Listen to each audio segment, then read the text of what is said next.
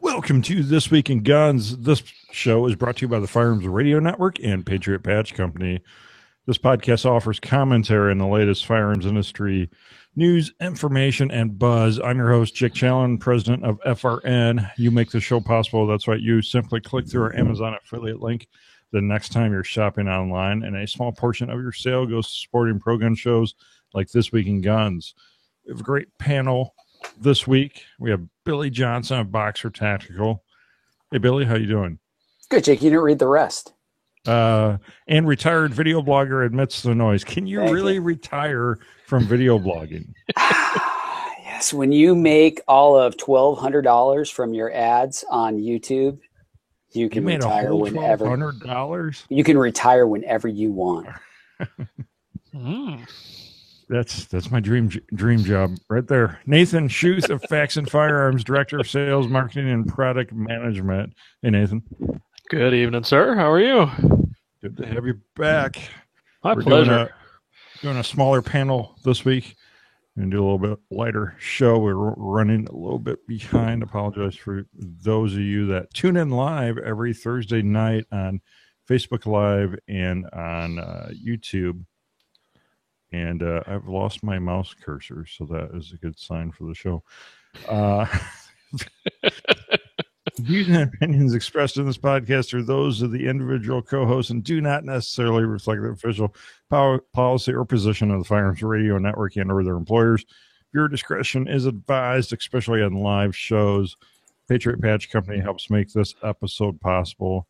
Head on over there and check out the AK-47 cleaning mat. Also just released the new patch of the month. The July patch of the month is live. So if you're not subscribed to the patch of the month club over at Patriot Patch, you're going to want to subscribe for the July patch. It's that awesome. Head on over to patriotpatch.co. You can also check out the Dangerous to Go Alone patches as well. patriotpatch.co. Top stories this week. My mouse just died on me. I think it might have. Colorado teachers receiving active shooter training. So instead of summer school, they're going to the range and getting some training, because in Colorado, as long as you have a concealed carry permit and the school classifies you as like a security officer, quote unquote, then you can carry as a staff member on school campus. So what sets somebody up as a security member? Is that kind of determined arbitrarily by the school district, or is there some set criteria? Yeah, that's a good question. It sounds like reading this that it's picked by the school district. And I would assume that varies greatly in Colorado, right? When you're going to deal with more of a rural school where, law enforcement could be 20 minutes away versus a school in Denver. I'm sure there's some schools that aren't very receptive to this type of training, nor do they want someone in their school trained like this. I didn't know Colorado had this. I think this is pretty. This is pretty cool. And hey, I'm all for someone carrying in school. I think anybody law-abiding should be able to. And if I was going to send my kids to a school, I'd love for their teacher to be able to defend them in case some crazy person comes in and decides to cause harm. Yeah, I wholeheartedly agree with that. And I was just out in Colorado a few weeks ago out at Mill Creek Shooting Resort. By the way, fantastic facility. But you look at, they were 45 minutes from the nearest municipality, basically, of any real size of police force. So you look at that kind of environment. I mean, most of Colorado is actually quite rural. And it's very difficult to get, relatively speaking, very difficult to get around because there's only certain roads that get in and out of the mountains in certain places. So this, to me, makes a lot of sense, especially given the geography and the people there. Right. Absolutely. And we also have another positive story too this week. Chinese food delivery driver turns the tables on trio of would-be robbers. So this guy, poor guy, They called Chinese takeout from the Hot Wok Chinese restaurant around 5:30 p.m. to an address that turned out to be an abandoned house. This guy walks up to it. Guy opens the door and says, "Come inside. It's over. Come inside." And the driver turns around to leave and runs into the third guy. I guess there was two guys inside, who was also armed with a gun. And the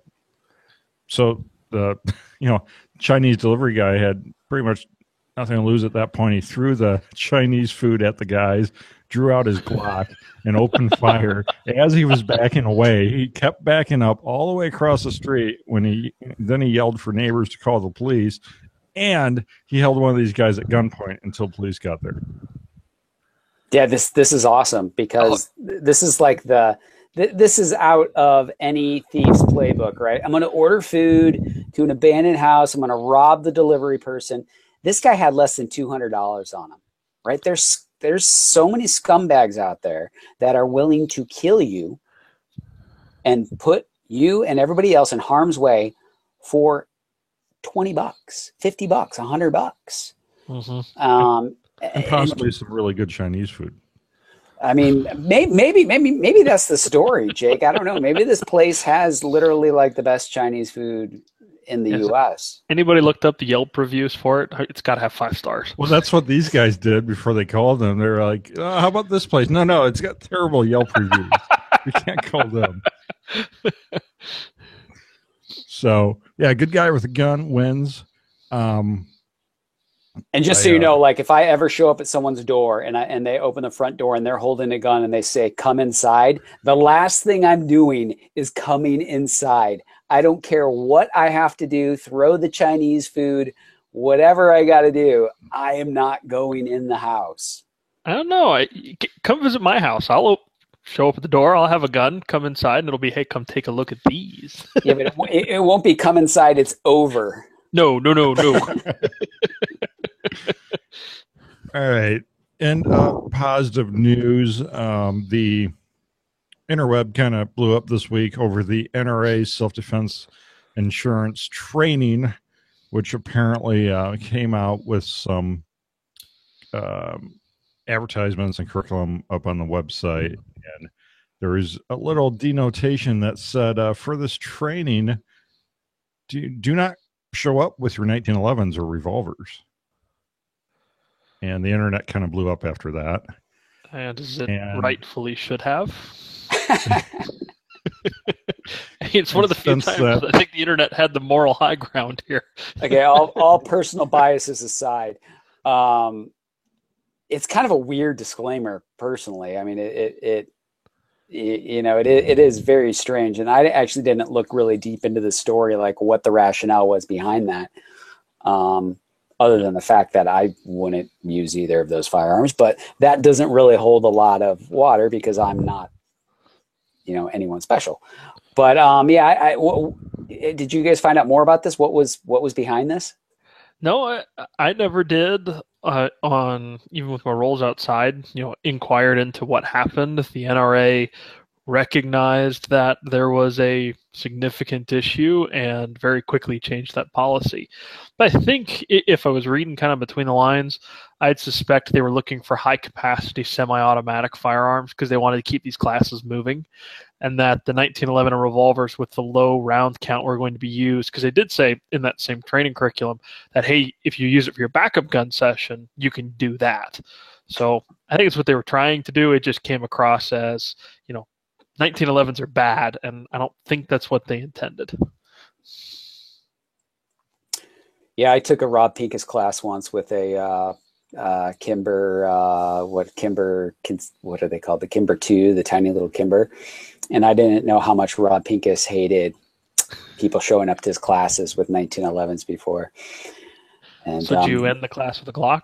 Or? The gun just completely seized up and failed like an hour into the class, and it started raining, which even made it worse. So literally the next day the gun was rusted. It was, oh my gosh, terrible decision. I learned my lesson. Mm-hmm. National Concealed Carry Reciprocity Bill picks up 200th supporter in the House. Has 199 co-sponsors to this bill now. Wow. Didn't realize that there was that much public support for the bill, and that's encouraging that hopefully it will get across the goal line here. Fingers crossed for sure. Congress has a lot on their plate in this new session, so who knows what's going to happen. Well, let's really hope that the Hearing Protection Act now has some legs behind it being folded into the Sportsman's Omnibus bill. That's got a much better chance of passing as a whole than the HPA by itself. That's right. All you got to do is find another bill that is sure of passing and paperclip your bill to the back of it, and you're good to go. Mm-hmm. And we need a new bridge in my town, so if you can add a bridge to that bill, I'll be very happy. I've got a whole box of paper clips here. Okay, perfect. We'll get it done. You know what one thing I was going to say, you know what I wonder about this, though, if Republicans need to be careful, like how much pro-gun legislation can actually go through, right? Because I think, you're going to be able to get some through, but it's going to wear not only on Democrats, but it's going to wear on the media. And then I think you'll see more negative press come out, even more negative press towards the second than you even see. But I just wonder like how much goodwill there is, even among some Republicans, because let's be honest, there's plenty of Republicans that are not like necessarily really pro Second Amendment. They'll just do it because the party's doing it. So, it's interesting if you could have the Hearing Protection Act or national reciprocity. I mean, we'll see if both could get through. I don't know if it's likely or not, but it's interesting to me, like how much can get passed. Mm-hmm. Well, I think this is like the first time that we've had a majority where like pro-gun issues are really a thing. Like, we've had a majority before of Republicans should be quote unquote pro-gun back with Bush, and even before that with Reagan. But like now we have the NRA, the NRA endorsing the current president, the president coming to the NRA convention after he was elected. And we've never really had that before, had gun rights out front and center so much and in a positive way in the national politics setting. Well, if they're going to pass it, they better pass it before the midterms. Yeah.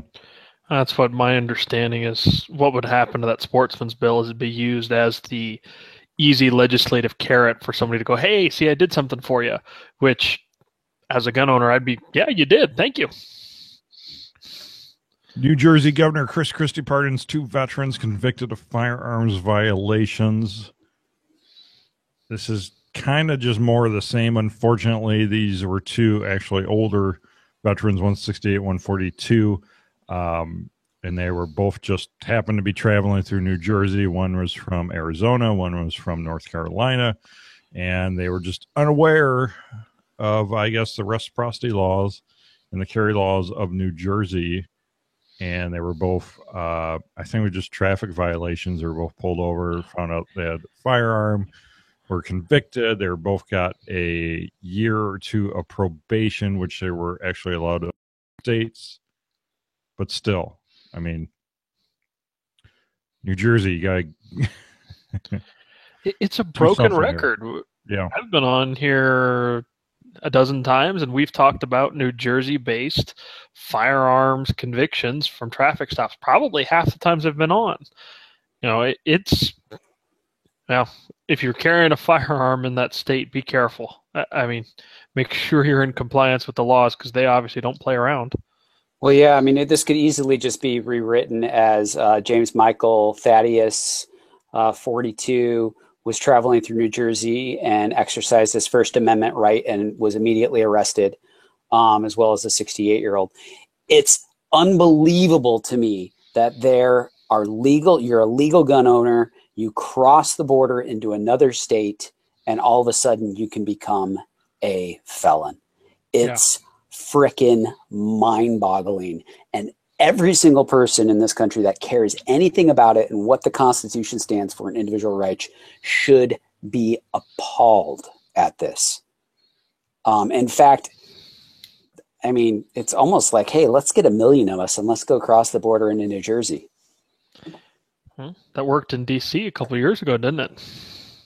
I mean, it's appalling. It is really appalling. And the more I hear about this, and I think, Christie, I'm glad to see him doing it now, right. Especially after the elections, because I think a lot of that, I was debating whether or not some of that before the elections was, hey, he was running as a Republican, he needed the gun vote, and he was just appeasing gun owners.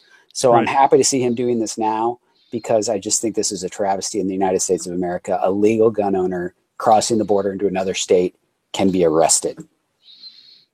And national reciprocity would potentially fix that. It would certainly, it would be a step in the right direction, because ultimately I would like to just see constitutional carry everywhere in this country, right? But I will take national reciprocity because it is better than nothing. But I do believe the ultimate goal is no permits. I shouldn't need a permit to exercise my natural, civil, and constitutionally protected right. But I also am a realist, and I understand getting to that point on a national level, we might not be able to make that leap, right? We might have to make the small step to national reciprocity before we could ever make the larger leap. National reciprocity would certainly take care of the carrying of the firearm, but I think where you'd run into the danger, let's look at California, New York, New Jersey, where you have magazine capacity limits, you have the quote-unquote safe firearms that are approved by the state. You have all of that in play as well, so you could cross back into California and be legally carrying your Glock 19 with 15 rounds, and congratulations, you're a felon just because your magazine has more bullets in it. That would have to be, in the reciprocity, that would have to be waived for a period of a certain amount of time, right? Traveling from out of state into California, carrying something banned by California would be exempt for a period of whatever, 4 weeks. Or it's simply written that what is legal in your jurisdiction where you are issued that permit is legal if you carry it in another jurisdiction. Yeah, exactly. It would be very confusing. Don't get me wrong. Yeah. It would be very confusing, not for just the person traveling, but also for law enforcement as well. Mm-hmm. Yeah. NRA-backed candidate wins high-stakes election despite being grossly outspent. This is Republican Karen Handel. This Tuesday for a U.S. House seat was the most expensive congressional race in history. Outspent 6-1. Well, I hate to say it, and while I get the NRA is trying to claim some victory over this, that election really didn't seem like an NRA significantly influenced issue. But then again, the margin of victory was small, and if you look at dedicated NRA, voters, especially single issue voters, they would have gone one way, and that could have been what tipped it over. I think this is another shot across the Democrats' bows to saying, hey, the guy that you're saying that you've been saying for months and months and months is the devil, and you can't even win the 4 seats that have come up in 2017. They've all gone Republican. Yeah. And this is coming from, hey, I'm not some pro-Republican guy. I'm a pro-freedom guy. And I don't care who's preaching the freedom. But right now, if you're a Democrat, you've got to be saying, holy crap, what is going on? We can't even win after Trump was elected with 6 times the money. It's mind-boggling. Yeah, it's going to be really interesting what happens at midterms here. If this trend continues, then we really would have a chance at national reciprocity, the Hearing Protection Act, and a whole other litany of pro-gun bills. Mm-hmm. If the Republicans could hold the Senate and the House, just how we've seen so many liberal Democrats lose their minds in the last 8 months. Can you only imagine after the midterms? The mental institutions in this country are going to be overflowing with people that are pulling their hair out, thinking that literally the country is burning down. And it just kind of brings a smile to my face because I just love seeing people get worked up about this. I really do.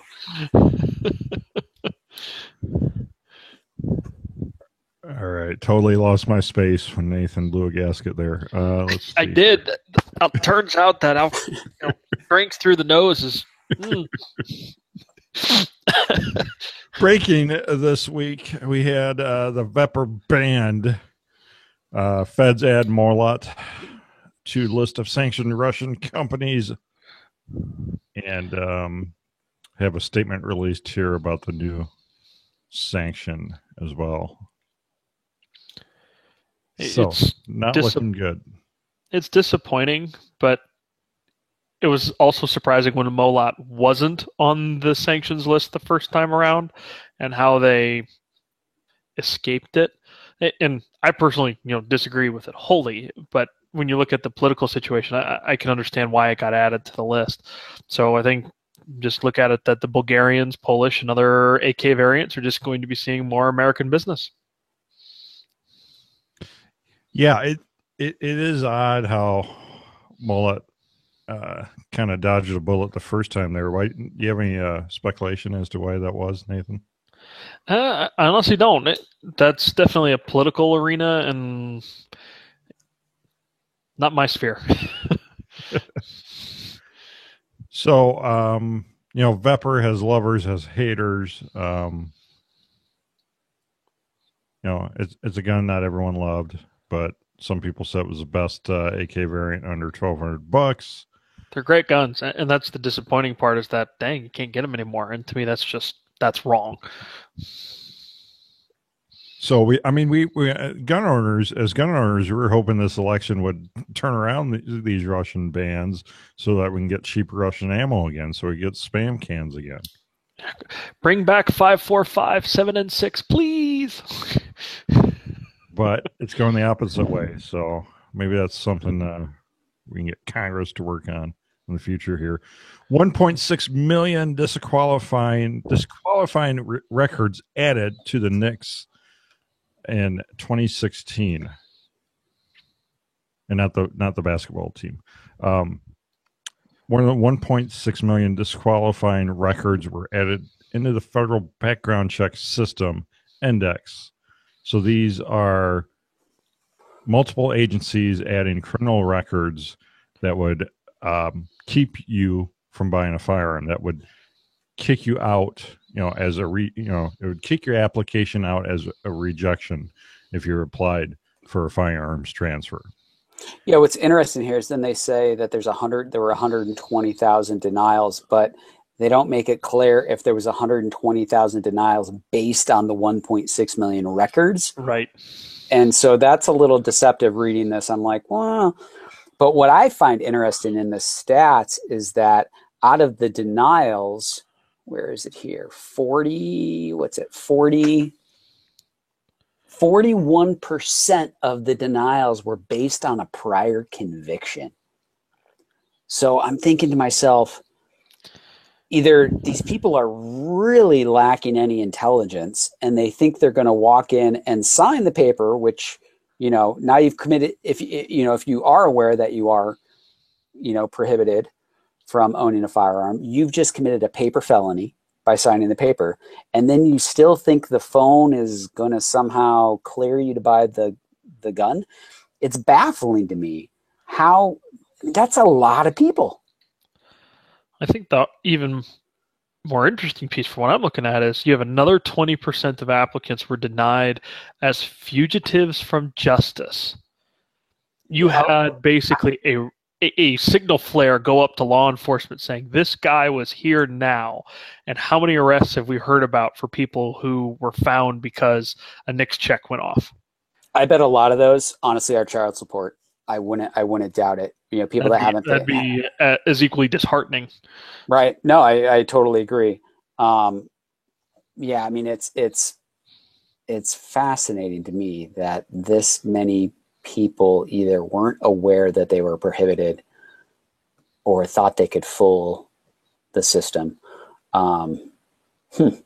It gives you some confidence that NICS works, but then you look at, I'm sure NICS is as good as the information put in, right? Any database is garbage in, garbage out, good information in, good information out in most databases. But you're looking at, they say in 2012, a review of state participation revealed 19 states provided less than 100 records, and 2/3 of those states made fewer than 12 records available, meaning you have at least 1/3 of the country not reporting disqualifying information into NICS and potentially having people who would be disqualified able to purchase firearms.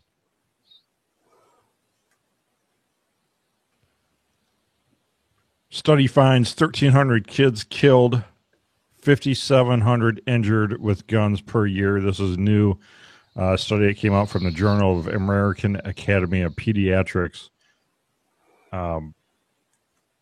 Yeah, before the show, I was really trying to dig into some FBI stats and some CDC stats to try to corroborate this, but I was not successful in the short half an hour I was digging. There's a lot of things thrown into this, and it can be a pretty misleading number because you have accidents. They talk a lot about age. They kind of go all over in this article, and so I was really trying to decipher. I'm trying to find it here. What's going on here? Because they talk a lot about age brackets, and they're there's age brackets of 13 to 17 that they're still considering a child. Well, they're not an adult, but I don't necessarily consider a 17-year-old a child. Yep, and the main chart, so if you go look at the article, it's showing that suicide is increasing, homicide is continuously decreasing, as well as the unintentional death rate is decreasing. So all the things that are arguably a societal issue are continuously decreasing. And I may be phrasing that rather indelicately, and I apologize. But suicide is on, the way up, which indicates you have major internal, healthcare issues. And I don't think that's a firearms issue, especially when you look at the rates of suicide through other means, or you even look at places like Japan, which are even worse in terms of suicide rate in the United States, and almost 0% are completed with a firearm. Right. Now, why I was trying to dig into the UCR data by the FBI is I was trying to get the crimes broken out by age groups, because what you'll see typically is most violent crime in the country is committed by young males. And this shouldn't be a surprise to anybody. Young males commit vast majority of the violent crime. And it's an age bracket where, first of all, kids are highly impressionable. They tend to do what their friends do.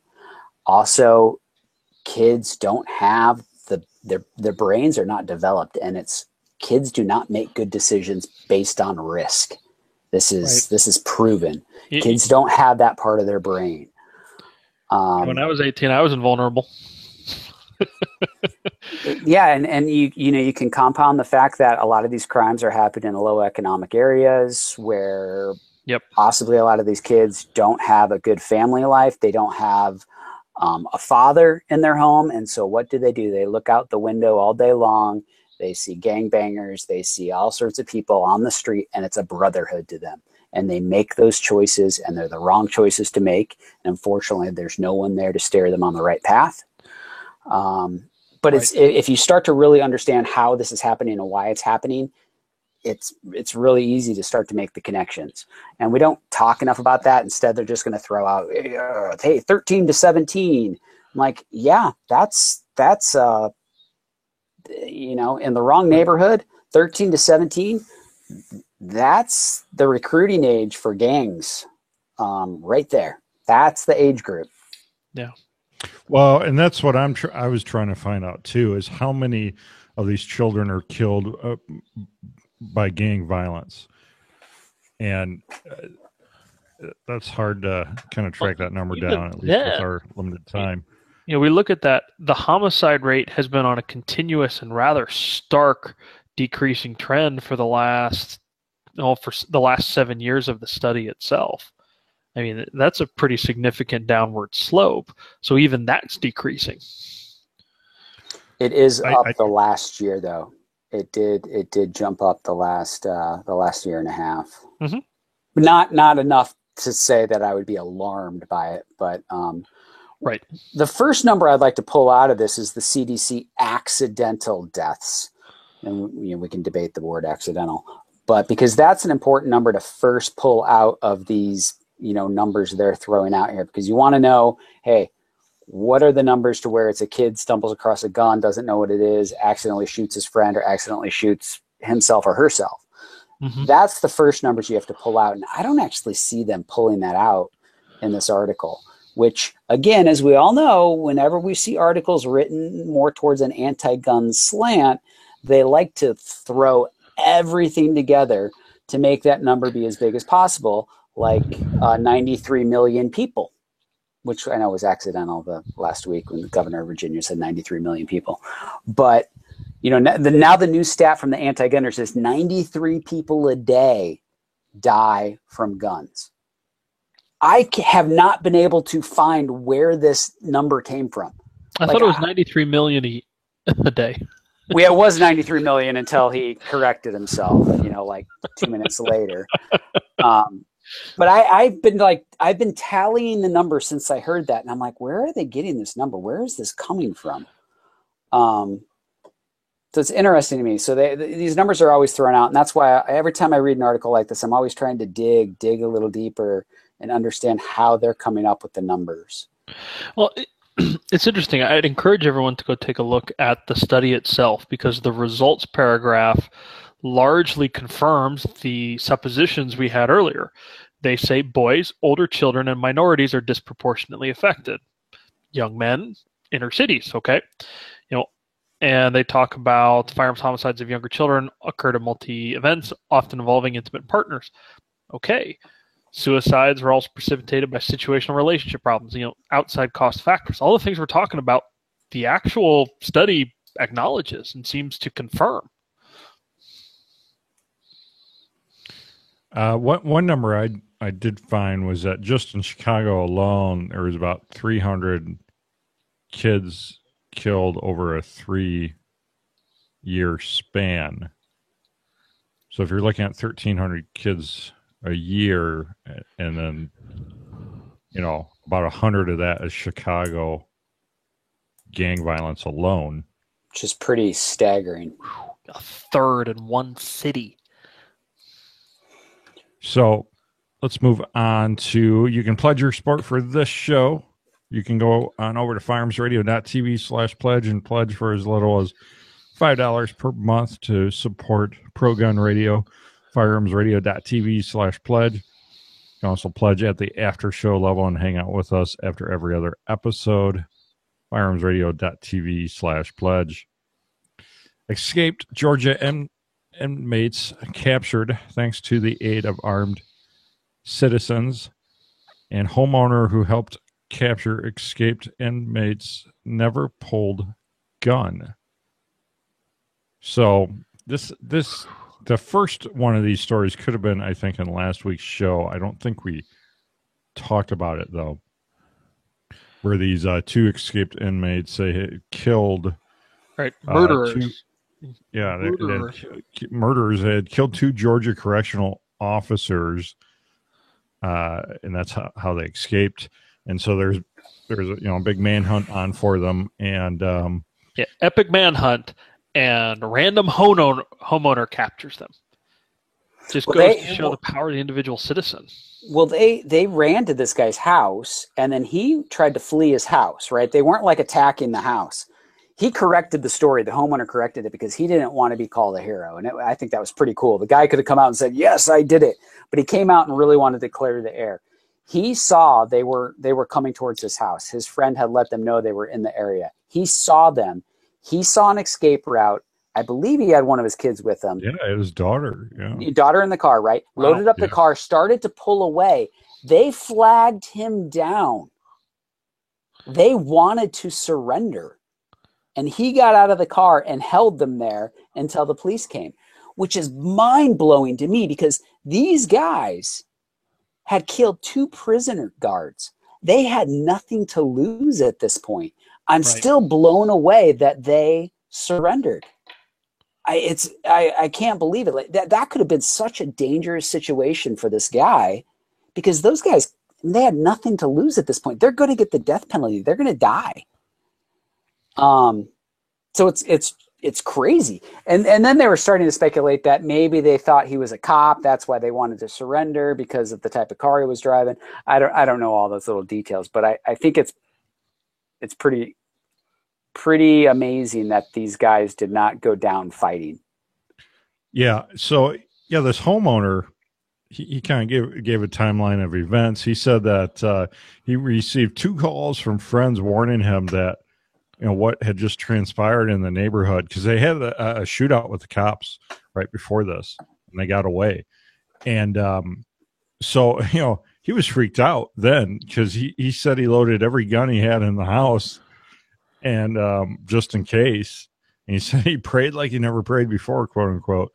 And he said he saw the 2 white males crossing a barbed wire fence approximately 300 yards from the back door of his home.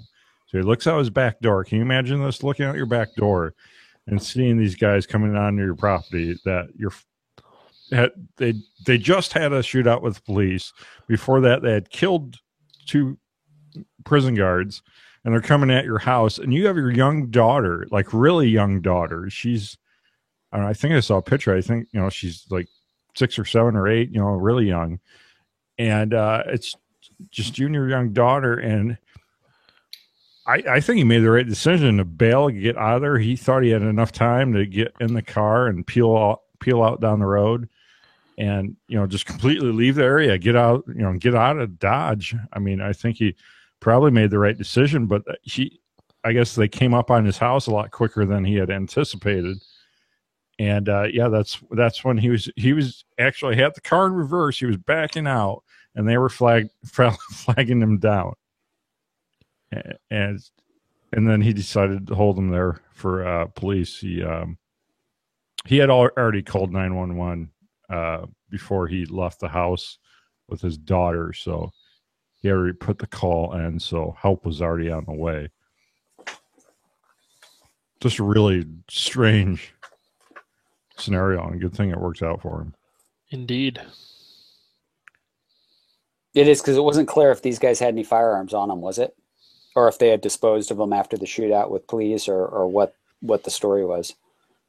Yeah, my impression is that they no longer had them on their persons, but the article didn't say that. But like he was also, when he was holding them, he said he was also worried that they could get, because he had like a pickup truck there with a gun in there on the seat. He was worried they would get to his other gun.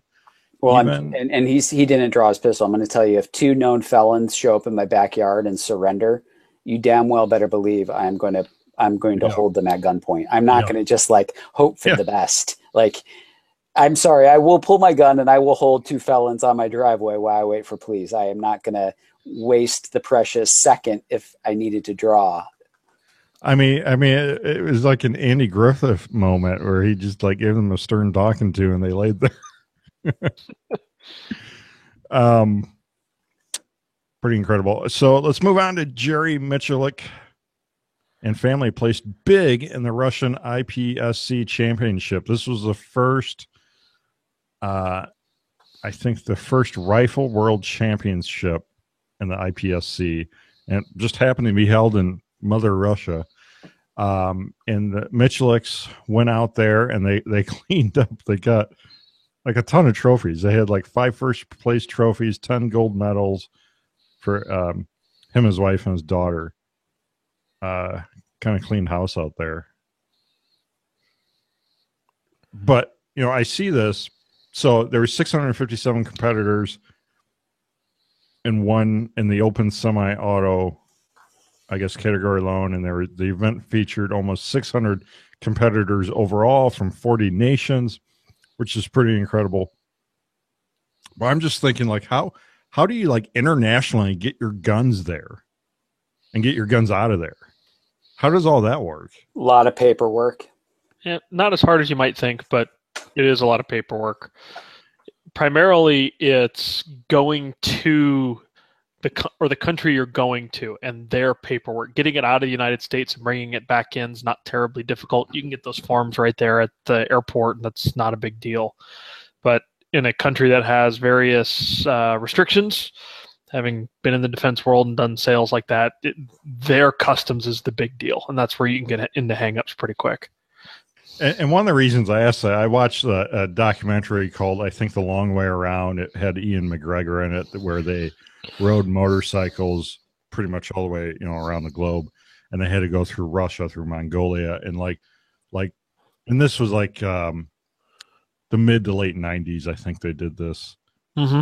But like just getting in, just permission to get in the country, period, was like such a mountain of paperwork, and like you had to like get the right people to sign off on it and everything just to even get in the country to do something without firearms.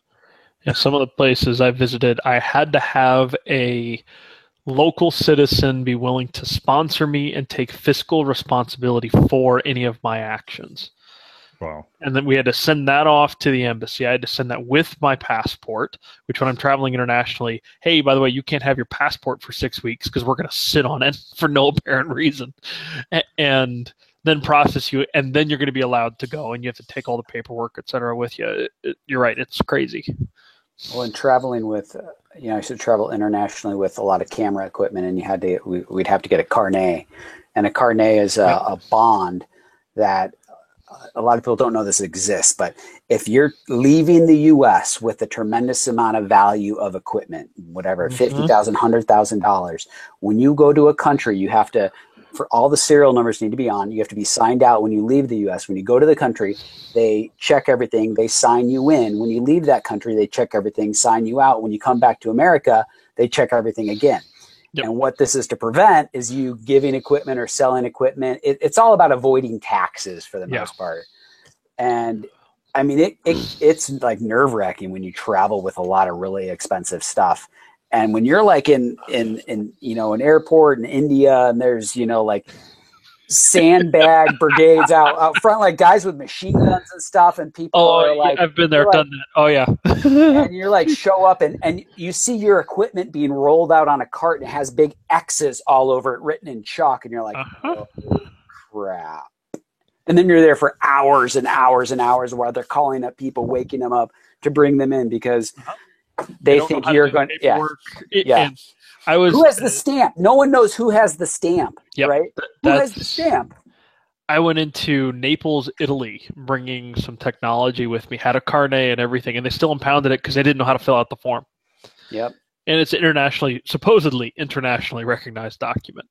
So, and the worst is when you come back to the U.S. and the forms haven't been filled out right. Oh yeah. The U.S. Customs is like the worst. The worst. Like they can't understand how dysfunctional the other country is. Yeah, you're like, dude, I was in the jungle in India. Okay, I'm sorry the guy didn't have the right stamp, but you know what? He was trying to charge his cell phone on a 12-inch solar panel in the jungle, so he had a little more important things to do. But on the flip side, you can go to countries like Nambia, etc., like on the safari trips, and it's really simple paperwork, relatively speaking. Like they don't care. Like, come on in, we'll take your dollars and bring your guns. We don't care, just as long as you bring dollars. So it definitely depends where you're going and how that's being handled. Well, and that's what I gathered from that documentary that going through Russia and Mongolia was that if you had some extra dollars with you, that would definitely help. Iconic World War II Miss America who wasn't afraid to carry a gun dies at age 92. This is Venus Ramey. She was the first redheaded Miss America back in 1944. She graced bombers as nose art. She helped sell war bonds, and she once stopped a group of scrap thieves with a snub nose 38. To everyone back in that day, and to her, thank you for your service. While not everyone wore a uniform, everyone did perform important things for national morale, etc. And for her to not just continue service for the country, but also to continue to stand up for her rights as a woman, which in the 1950s, second-class citizens is incredible, and thank you for that. Absolutely. And what's kind of fascinating here, her confrontation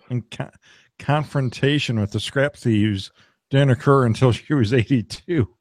occurred just 10 years She's ago. even cooler. Yeah, on her farm while she's out there with her walker, and she had a series of burglaries, so she was ready. She had a 38 snub nose out when she caught the guys. They were in their car, and she shot the tires out and held them at gunpoint for police.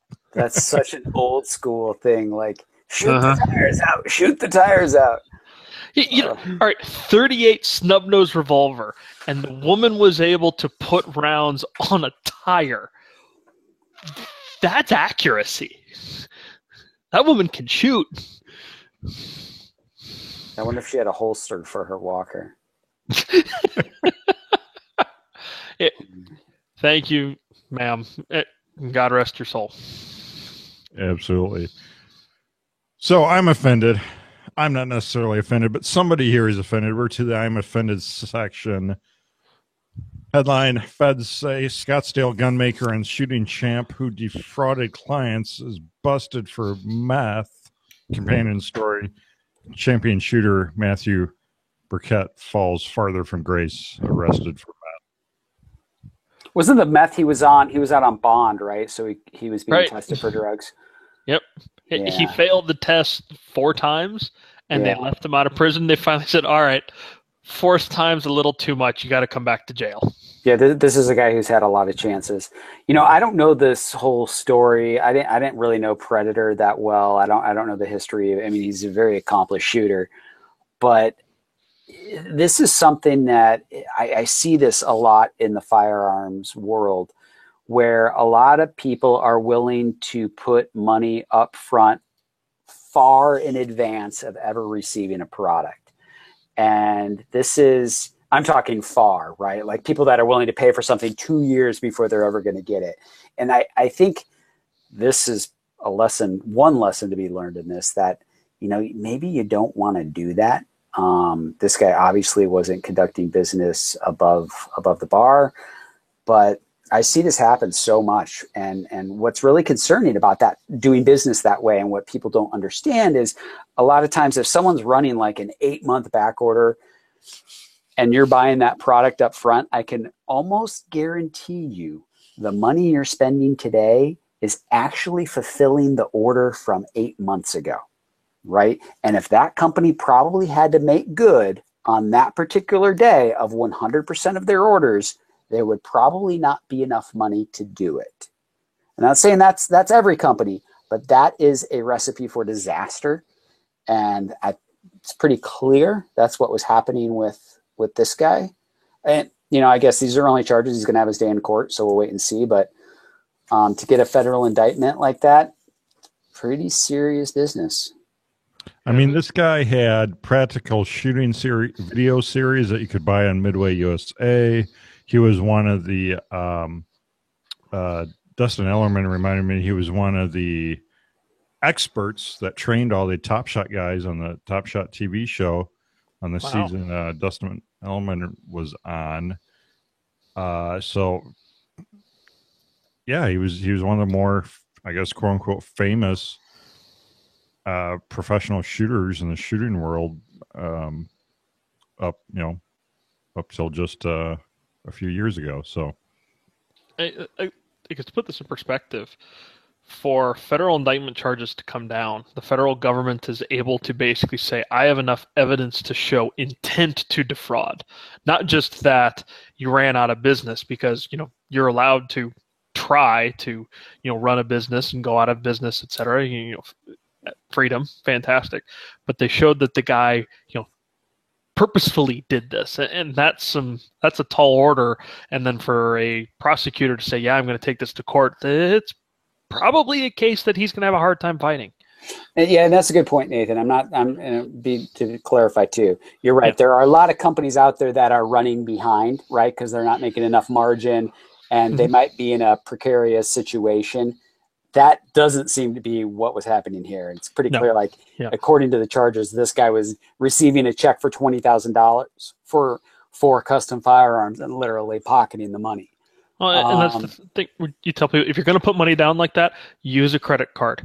Cover your butt, and that way you have an out if something does go wrong. Yeah. Yep, and just so people know, It's for all these companies that people put on their credit cards. Most credit cards require products be shipped within 30 days. Mm-hmm. So if you buy something and the company says it's going to be 6 months, just know that that's probably against their merchant account, and that stuff can actually come back to bite not you, the person paying for it, but the person that's holding the merchant account. If they get enough dings against them, it can shut them down. Mm-hmm. Yep. Cover your butt, use a credit card. Yep. Amazon, you can contribute to This Week in Guns by using our Amazon affiliate link.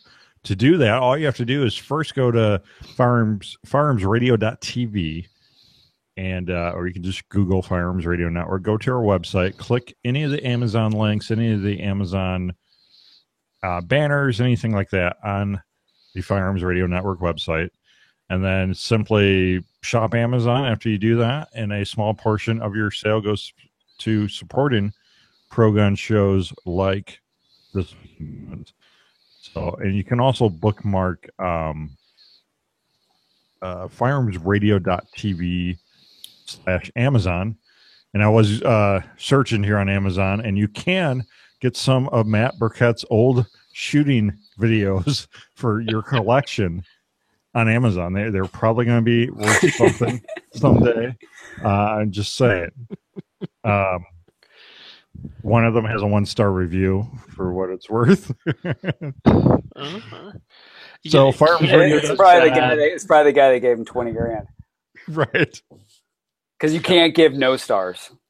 It can't be as bad as there was a 1980s video with machine guns and the guy. Anybody else remember that?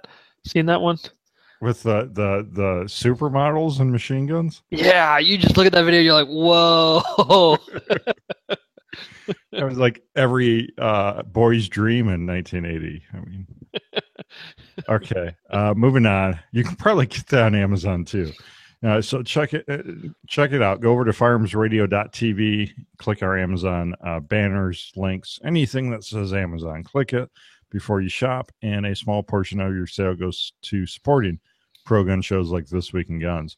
We're to the full auto news segment, stories the real media won't talk about, and other crazy stuff. Small full auto segment this week. We'll each just do one story. Billy, what do you have? It's kind of a semi-done one. So some of you might have heard about this just recently in Argentina. In a secret room, this person that was collected a lot of, they were a collector, had a lot of antiques, but behind their normal antiques, they had a hidden room that had a treasure trove of Nazi artifacts, which was interesting because some of them, according to this article, it says some of illegal origin. So I'm not sure what that means because I don't believe in Argentina it is illegal to have Nazi artifacts. In some places, like having the swastika on items, I believe is illegal, like in Germany. But I guess... Does that mean they're like stolen from? Yeah, probably of illegal origin, probably saying that was stolen, which obviously if anybody knows anything about World War II, the Nazis stole a ton of stuff everywhere they went. Art and everything, and a lot of it's never been found again. So it doesn't look like there was anything like some lost Picasso in any of this, or they didn't find the Mona Lisa. And you're going to say the Mona Lisa is in a museum. Like, well, hey, if you've seen the movies, that's the fake. The real one's in someone's house. I always believe Tom Hanks. Right. But it's interesting to see that someone, has these artifacts, they're hiding them. And, after World War II, there were a tremendous amount of Nazis that went to Argentina. A lot of people think that's where Argentina got their German population, was after World War II. That's not correct. Mm-hmm. There were a tremendous amount of people that immigrated to Argentina well before even World War I. So I see this kind of perception that people think, oh, it's a German from Argentina, they must be a Nazi. That's not true. But there were a lot of Nazis that went there after World War II. And I think that's kind of like, you're going to go where you think you might have a community of some supporters. You clearly can't go to any occupied country. So a lot of them went to Argentina. Mm-hmm. And a lot of artifacts have shown up there. And if you've been watching the show on History Channel with Tim Kennedy about chasing Hitler, I haven't seen season 2, but season 1 is fascinating about them. There's speculation that Hitler actually made it out and made it to Argentina. Could be totally false, but it's actually interesting. So anyway, that's my story. Argentina, Nazi artifacts, which isn't honestly all that rare, but still always interesting to hear about.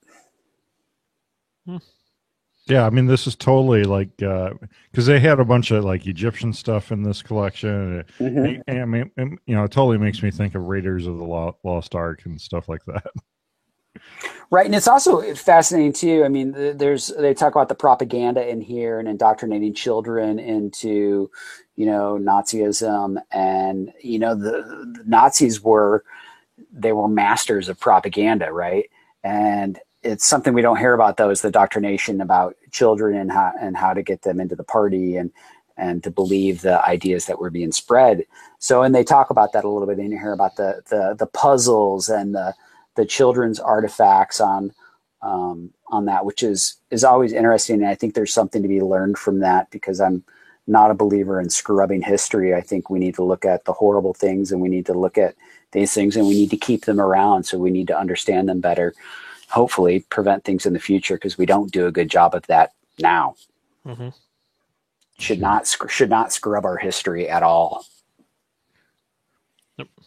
All right, Nathan, what do you got? So it's not so much a story as it is a picture, which is of course always worth 1,000 words. In this case, holy smokes. Photo of the day: suppressed high point. I'll repeat that for everybody else in the same disbelief I was. Suppressed high point seized by Los Angeles sheriff deputies. And over on the Firearm blog, and they were talking about a gentleman had a bunch of illegal firearms for the area, including some unregistered suppressors made at home. Matter of fact, it looks like this particular high point suppressor was at one point a Maglite. But this fine entrepreneurial individual decided that suppressing a high point was a good use of time and resources. And I'm impressed because, one, I don't think high points have any suppressed barrels to my knowledge, or threaded barrels natively. You're doing it on a blowback gun, and you're doing it on homemade products. I mean, that's some quality engineering going on there, but not so sure about the logic.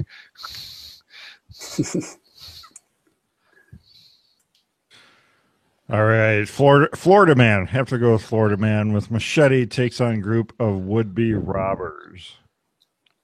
So this guy comes out swinging with a machete. Is this the video I just saw? Because I thought this was like in Brazil or something. This was in no, okay. Where are they hanging out? It looks like there's a pool in the background. It looks like the most ghetto swimming pool in the background there. Right.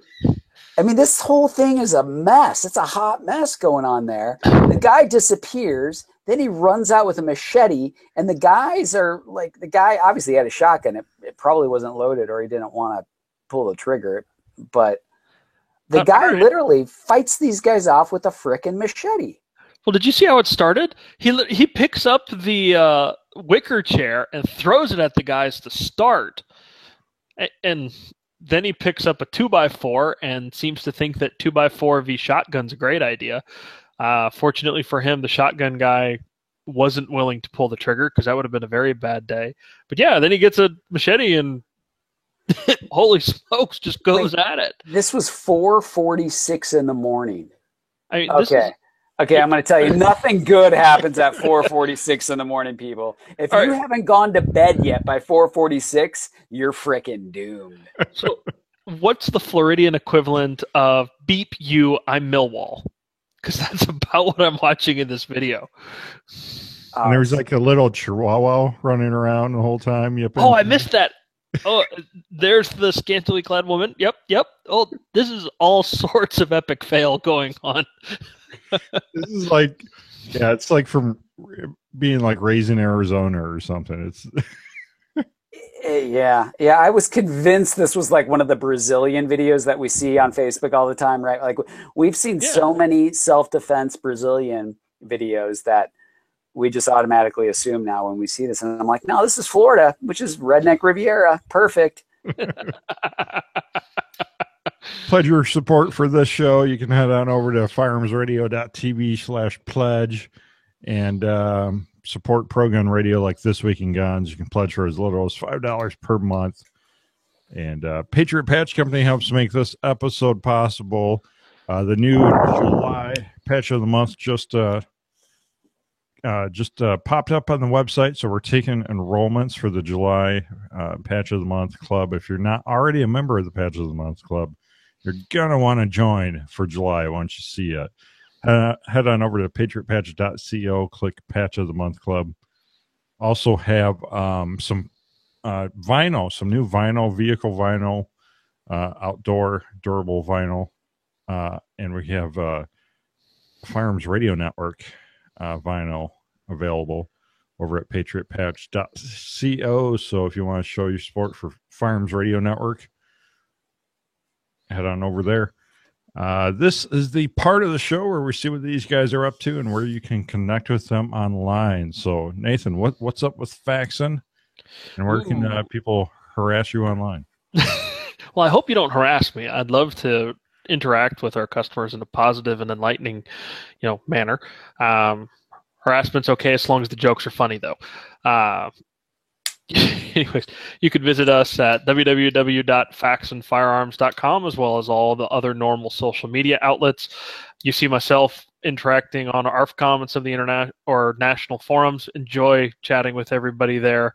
And, of course, send an email anytime. We're happy to be of service. Well, if Florida is a redneck Riviera, what does that make Detroit? Mike Judd shared a full auto story on Facebook. He's watching live, and I just want to share the headline here.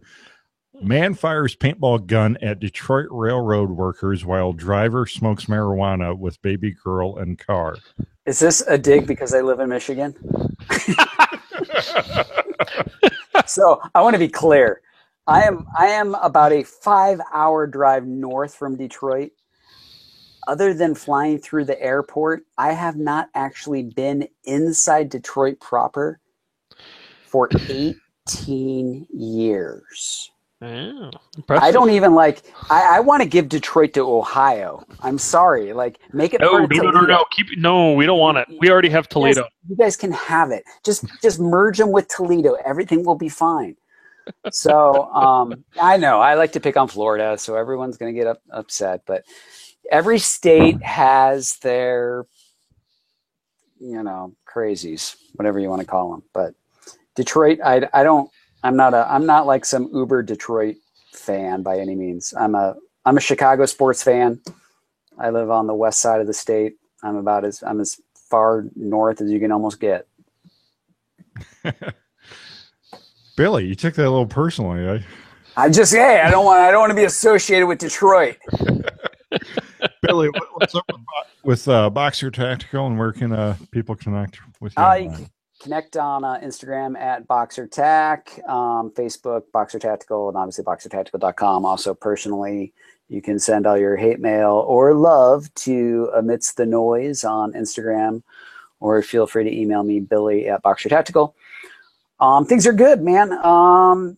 We got a lot of changes coming up, and I know I've been talking about it forever, but we've been undergoing massive changes for 6 months. We're bringing all fulfillment in-house, which sounds so easy, but for the last 6 years, we haven't fulfilled our orders. We've had other people do it for us. So mad respect. Mm-hmm. Yeah, so we're bringing all that in-house, linking up all the software, and we had to change e-commerce platforms. We haven't rolled out the new website yet. We're doing that. We're also moving our Arizona operation back to Michigan, where I'm at. So we're merging both of them back together, which is how we started. So we got a lot of changes coming up, and this is, it's been 6 months in the works, but it's going to make us more efficient. And we're excited to actually do our own fulfillment because we can put a little more personal touch on packages that go out. And anyone who's ever bought from us knows we love to write, thank you notes and all that jazz, because we truly appreciate our customers. So lots of cool stuff coming up. Apogee alert, we are going to run out of stock next week, and we do have a gap because we're running behind on the next big batch we're making. So if you want an Apogee belt, get one, because they're going to be out of stock for probably 2 to 3 weeks. I was hoping that wouldn't happen, but unfortunately it's going to happen again right after we got everything back in stock. So other than that, Jake, everything is awesome, man. We're super excited to be back to being a 100% Michigan company August 4th. Non-Detroit, Michigan company. Hey, Traverse City, baby, all the way. Ooh, nice area. Oh, We're roughing it. We're roughing it up here. Very cool. What's your URLs again? BoxerTactical.com is a website, or on Instagram, where I spend most of my time, is at BoxerTac, TAC. Very cool. You can leave your feedback by commenting on the bottom of the YouTube video, the bottom of the Facebook video, on the website. You can leave us a review on iTunes, and you can contribute to the show using that Amazon affiliate link. Just go to Firearms Radio Network's website, click any of the Amazon banners, links, and shop Amazon. Small portion of your sales supports Pro Gun Radio, like This Week in Guns. Well, thank you, Nathan. my pleasure, sir. Thank you, Billy. Thanks for having me, Jake. Appreciate it. That's a wrap. We'll see you.